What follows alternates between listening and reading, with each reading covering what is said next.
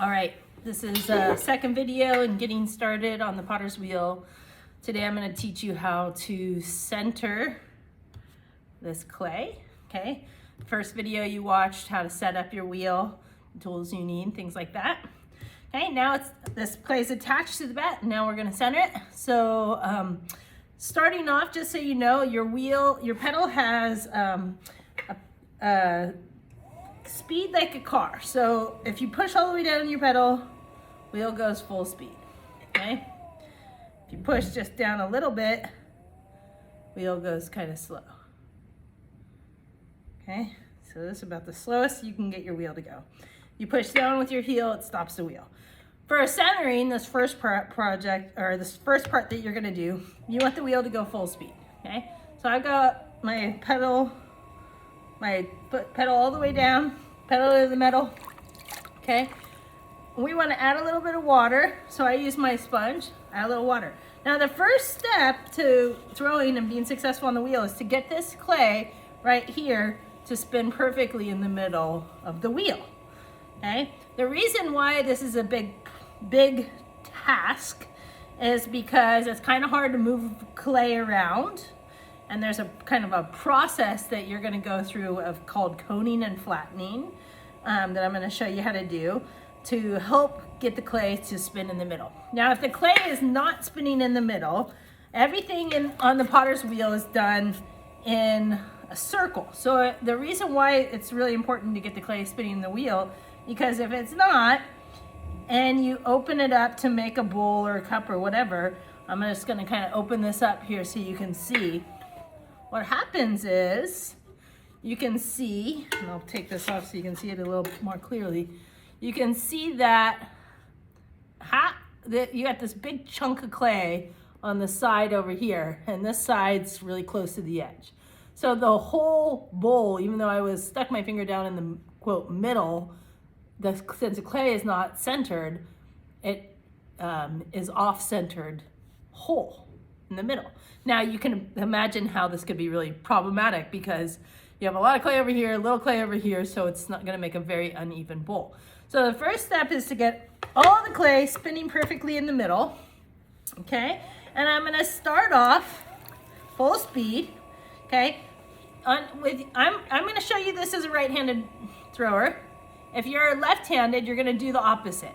So we'll kind of talk through that the second time around, but this part of your hand right here, this big thumb muscle, this is, I engage and use this part of my thumb on my left hand all the time when I'm throwing and centering clay, okay?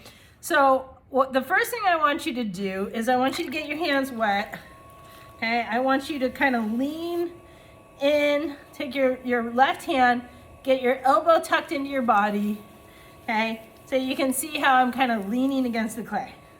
Now, what we're doing is we're kind of pressing the clay, and because the wheel's spinning around, you don't have to move this hand.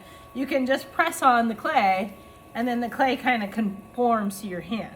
Now you can see just by taking one hand at an angle and pressing on the clay, I can really control the way the clay spins, okay?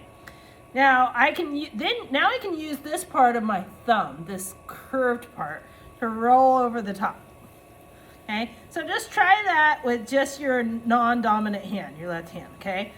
A lot of times if you can figure out how to push, so you can see I'm pushing against the clay, but I'm also pushing down into my leg and I'm kind of leaning forward. So you want your nose to be right over the center of your clay, and you want to use your body weight to kind of lean into the clay, okay? Now, the next step is you're going to take your dominant hand, and I like to use the fingers of my dominant hand, and I'm going to be directly across from where my palm is pushing, okay? So if you look here, you can see my palm's pushing this direction, right? And my hand is going to be pulling this direction. So I'm pushing this direction, pulling this direction.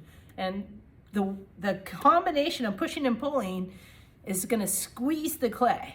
And the clay will have nowhere else to go but up. and we call that coning, okay? So I've got water on my hands, my wheel's going full speed, okay? I like to put my thumb behind this thumb so that I can really pull right towards that hand, okay? So I'm gonna pull the clay, squeeze the clay. You can see the clay has nowhere to go but up. Now, as the clay goes up, I can move both of my hands and use my left thumb, this nice little curved part, to control the top of the clay, okay? And take your hands away slowly. So that is coning, okay? First step to centering your clay. One part of the reason we do this coning and flattening is because, and you can kind of see how there's some kind of ridges in this cone. The clay is starting to spin in a circle. It helps all the molecules to line up and spin in a circle, okay? All right, next, we're gonna flatten it. To flatten it, you're gonna put your hands together like this, okay? You're gonna cross your thumbs with your right thumb or your dominant thumb on top, and then you're gonna make a fist. See that fist? Nice and tight with your dominant hand, okay? So I am holding on to my thumb like this with my fist, and you can see there's this little part of this hand that's kind of sticking below. See that? That's gonna roll down on the side of my clay. And as I push down with the fist right in the middle, I'm gonna push in with my left hand. Okay, I'm gonna squeeze a little water. So I'm gonna push down with my fist, and I can wrap this hand around at this point. I get lower my body, push down and in. And don't go too low, okay? Go back to your kind of starting ball. You want it to go back to about a tuna can height, not any lower than that. If it gets too low, it's too hard to bring it back up. Okay, so let's do that again. Still going full speed. Add a little water, push with my left, pull with my right, squeeze the clay, okay? If you get a little hole, you can see there's this little hole right here in the middle. If that happens, it's just very common. Take your left, this curved part of your left thumb, a little bit higher up and press down. See how I did that? I'm kind of pressed down, it rounded this off. Now I can cone it again. Okay, bring your hands up and then hands together, cross your thumbs, make a fist, nose right over and down and in. And the flattening part is really where you get the clay centered. It's kind of compressing the clay into the center of the wheel. So you can see now that this clay is spinning very perfectly and evenly in the middle. If I put my hands on it, it's not shaking at all. It feels very like a perfect glass ball just swirling around in your hand. That's kind of what you're going for, okay? So this is on center. Now I'll show you the difference here. If I open this up, we'll talk about opening in the next video, you can see how different it is for the clay to be on center, because now it's even amount of clay all around the outside. So when I pull my walls to make them taller, it's gonna pull it evenly because I started with even clay. So that's the process of coning and flattening. Now I wanna show you a couple of things that people often do wrong when they're coning and flattening and how to fix it, okay? So the first thing is you flatten it and you go too low, okay? So here is this kind of, and I touched on this briefly a minute ago, but if I go too low like this, to get the clay back up, I have to kind of really squeeze from the side, and what happens is it starts to make an indentation, okay? See that? So as I cone the clay, I get this big indentation here. Now you don't want to close that up because that would trap air, right? If I close that. So keep it from closing up. But what you need to do is you need to use this part of your left hand up on the top. So see how I bring it, instead of like this, I bring my hand a little bit more on the top. And this hand's gonna kind of pull the clay towards you, like so. So I'm gonna squeeze the clay. Clay goes up, and then you can see it kind of controls the cone again, okay? Another thing people do wrong very commonly when they're centering clay, when they're coning and flattening, they're pushing really hard on their clay and they just kind of stop moving, clay stops moving, and they end up pinching off a good chunk of their clay, okay? So you can see where it came off right here.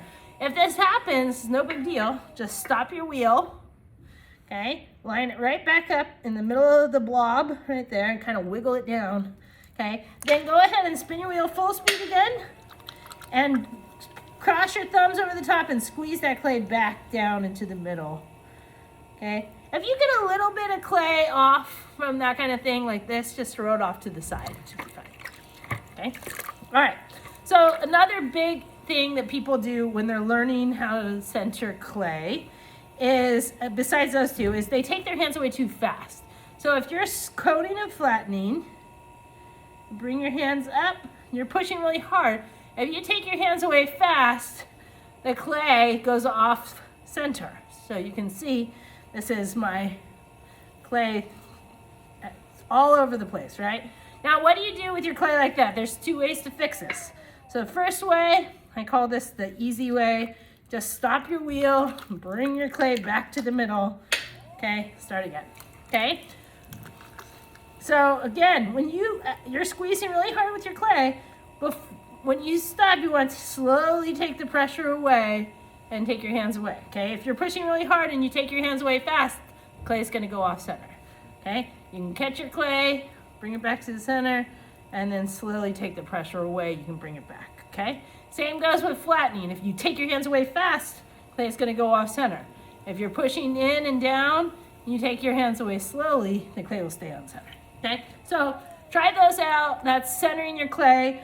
Once you've had a few times coating and flattening and really practicing, the first project you're gonna try is to make what we call a kiln cookie, and we use these in the kilns to fire glaze work, okay? They're little discs, flat discs. So to make a kiln cookie, you get your clay as centered as possible. My pedal's a little bit sticky. Okay, so I want to make sure that my clay is spinning as evenly and centered as possible, like that. And now I'm going to flatten this clay. Okay, so I'm gonna keep going down. This is the only time you're gonna go low. So I'm gonna keep going down, down, down. So I'm using my fist right in the middle. I'm squeezing a little bit of water. Okay, I want to make a flat disc. Okay, after I flatten it down to about 1/4 of an inch, I'm going to use my sponge and compress the disc. So I want to flip my sponge around, start in the middle, work my way out to the side, and I want this edge to be nice and clean, okay? So what you can see here is, this is a typical kiln cookie. It's just a flat disc, about 1/4 of an inch thick. Okay, now I want to show you how to fix it in case there's any big issues with your kiln cookie, because as you're learning, sometimes these kiln cookies don't look this great. So let's say that you're flattening it off and your edge is just kind of beat up. Okay, one of the things that I want to see is a perfectly even round edge. So let's start first by flattening the top. That will help. Okay, but once you get to this outside area, there's not a lot you can do to flatten it if it's just off center as this is, okay? So instead you can cut it, and this is a really great opportunity to practice using your knife. Okay, we cut with the knife like this, straight down. Okay, we're gonna add a little water to our kiln cookie. We're gonna go in from the messiest point, so start on the outside, go in, move your tool inside, till you feel like, okay, that's about safe. That's cutting off most of the bulk of the messiness. Okay, and at that point, you can kind of just find your line, and I'm just slowly moving my tool down till it touches the back.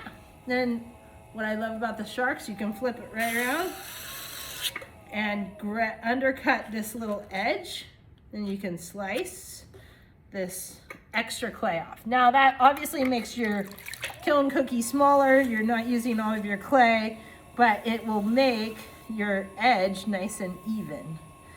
And that's going to be the most important part. Okay? Once you have your kiln cookie made, this is our practice, but I will grade them.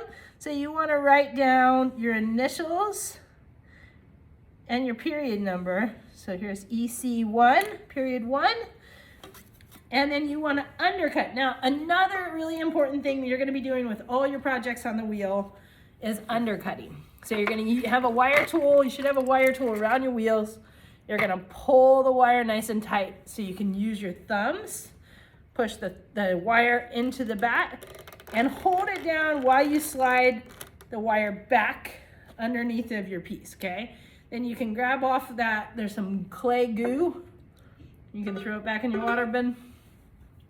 And now use one of these little scrapers to pop off your bat. Now I have finished kiln cookie. My initials, period number, nice and smooth, 1/4 inch, nice and round. This is an A+ kiln cookie. Okay? Now you're gonna find your wheel shelf, period 1 wheel shelves down here, and put it in the wheel shelf for 1 day. Then the next day you can come in and without a cover. You don't need to bag it or anything. So put it in the shelf. Next day, take it out of the shelf, take it off the bat, turn it in on the turn-in shelf. You don't have to fill out a rubric because it's just a basic check. But you want to put it back on the turn-in shelf and then wash your bat. So you want to take the clay, the kiln cookie off of your bat. Okay. All right. Next video. I'll be talking about opening and pulling your walls to make a bowl, which will be your next project.